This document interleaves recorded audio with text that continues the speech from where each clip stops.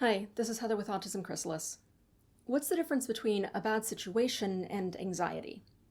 I hear from people all the time who tell me, I don't have anxiety, I have a genuinely awful, horrible, terrible situation, and I'm not making it up.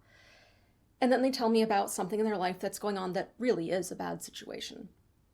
They're not making that up. It's not invented. It's not all in their head.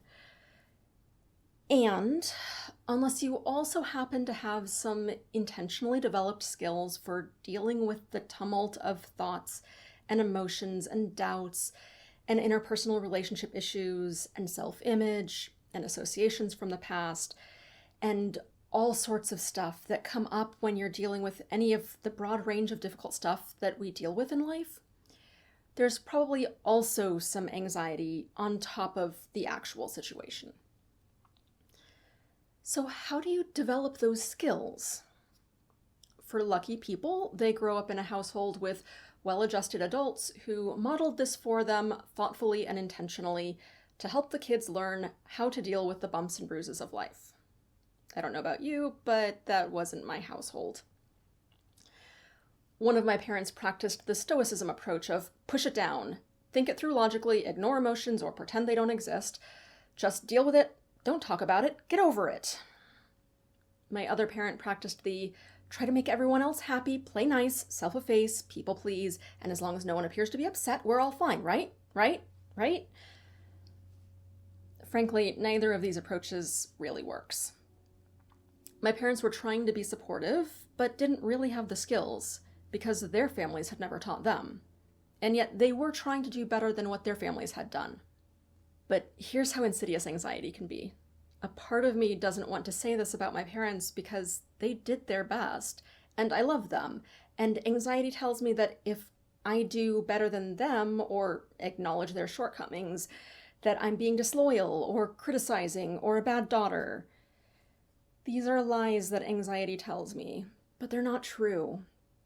And now I have better skills to deal with the anxious thoughts that are coming up as I'm talking about this. And yet, I got it good compared to many people. I've heard story after story from my clients across the whole gamut, from parents who, like mine, were trying to be supportive but didn't really have the skills, to families who were outright abusive, toxic, neglectful, traumatizing. I don't know where your family fit in. Were you ever taught how to deal with bad events in healthy ways? Was this modeled for you by anyone in your life? By parents, a teacher, a grandparent, an aunt or uncle, a family friend, maybe a friend from school whose parents had a healthier relationship? Did you have anyone in your life that was enough of an influence that you developed these skills growing up, or in adulthood even? If not, it's not too late.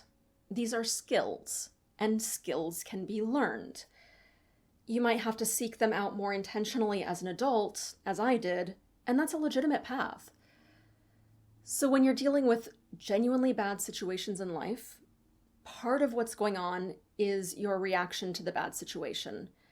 And sometimes your reaction to it, if you don't have healthy skills for dealing with that, can make it even harder to deal with. And that's why one of the key skills that I share in my anxiety reduction course is how to tell the difference between what's the current situational problem and what part of it is how you're reacting to it, how you're thinking about it, or the emotions that are coming up. Not in a shaming way, not in a blaming way, not in a you should have known this way, or you should have done better, or you're blowing it out of proportion, or this is all in your mind. None of that. Never. Okay, so what are healthy ways to deal with this? So part of what's going on is the genuinely bad situation itself. And part of what's going on is how you're reacting to that situation, the internal reactions, how you're thinking about it or feeling about it or shutting down or whatever. And the external reactions, what you're doing, saying, melting down, shutting down, whatever, it's the internal reactions that I most want to play with. That's what I want to teach some skills around, because that's often where anxiety is, or a variety of similarly unhelpful responses. And that's where all of the other reactions come from. But when you can lower the intensity of that, then you get some brain space back. Then you get some energy back. Then you can deal with the actual situation itself more easily. You can come up with different solutions to your bad situation. You can try different things because you have the brain power to think about different options. It's amazing how reliable this is.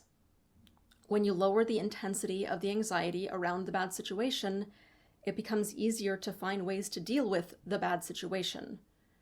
Or sometimes to accept that it is what it is and that there's not much that you can do about it. But at least you don't have to make it even worse by how you're thinking about it.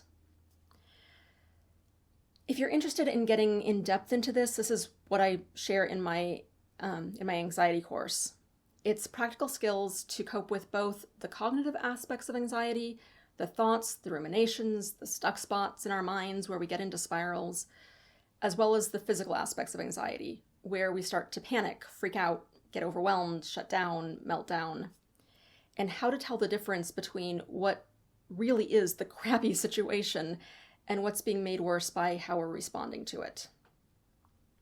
If that seems useful to you, here's a video intro to that course, and there's a link in the description to all the information about the course to see if it's a fit for you. But whether you learn these skills from me or from someone else, or now or later, I hope that you do find a way to learn the skills, a way that works for you.